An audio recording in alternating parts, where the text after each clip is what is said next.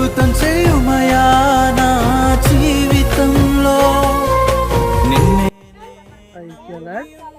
నామంలో మీ అందరికీ వందనాలు.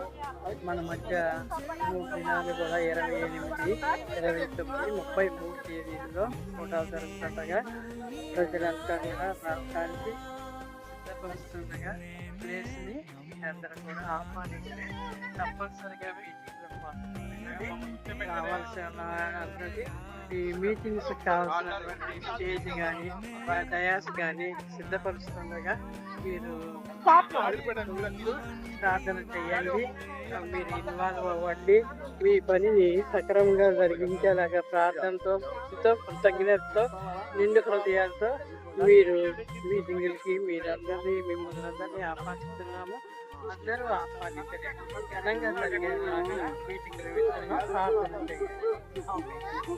మన విశ్వాస జీవితాన్ని పాడు చేయడానికి చూస్తా ఉన్నాడు. కాబట్టి ప్రభువు చెప్తున్నారు, ఇది 12 మంది శిష్యులకే కాదు గాని ఎవరు క్రీస్తు ప్రభువాన్ని దేవునిగా అంగీకరించి నమ్మి బాప్తీసం పొంది యేసయ్య శిష్యులుగా మార్చబడి క్రీస్తుతో ప్రయాణం చేస్తున్నారో వారందరికీ చెప్పబడిన విషయాలు ఇవి.